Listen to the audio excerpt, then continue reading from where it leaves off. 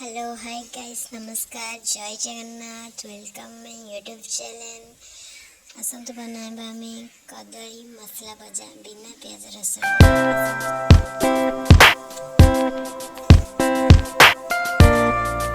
देखो मुझे दुईटा कदली नहीं कंचा कदली को आम काटिकी साइड रखी देखो ये मु कदली मसला जोगाड़ी एथिरे किछि सोरिष अधिक मात्रा आम जीरा और धनिया एठे बाटिबा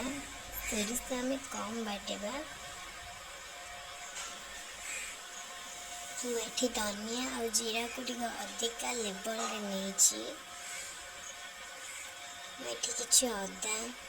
को भल भाव धोईकी काटिकी रखी पकई किसी कंचा लंका गोटे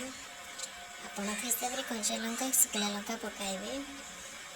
देखो मुझे ग्राइंडिंग कर देछि मसला को एबे गोटे कड़ाई बसैबा कड़ाई गरम हो सारा पर बिना तेल आम जो मसला को बाटिकी रखी से मसला को पकाइबा किछि हळदी गुंड पकाइबा ताकू मसला को भाजिबा मसला लगे पर्यंत भाजवा कहीं मसलार तेल नाई ना तेल बाहर किंतु लगे पर्यंत आम ताको भाजवा तो मोर ये मसला भला भाव बाजी हो जाए तल साइड अल्प लगे भी लगला से मुझे काटिकी रखीदी कंचा कदली को ये पकाइली स्वाद अनुसार मुझे किसी लुण भी पकाइली एबे कदली को सिझापे आम अल्प पानी देबा अधिक पानी देबानी कदली सिझिकी पूरा चकड़ा हो जाए कम पानी देबा कदली को सिझापे छाड़िबा कदली मसला जमती कदली रे मसला लगे सेमती आम भाजबा मसला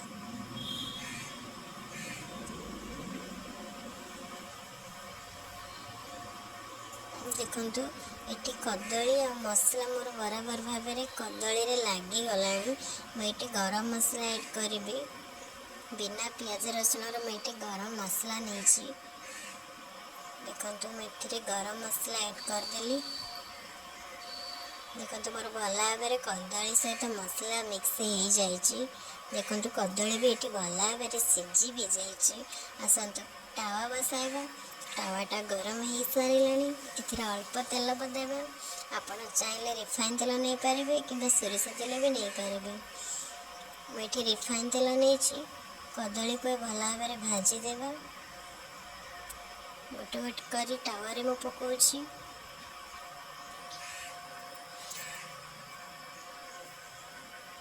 हम ब्राउन कलर हेबा पर्यंत गोटे साइड ब्राउन कलर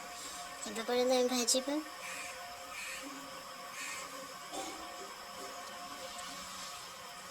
को पलटाइबा आम देखो ब्राउन कलर हो सारे मोर ये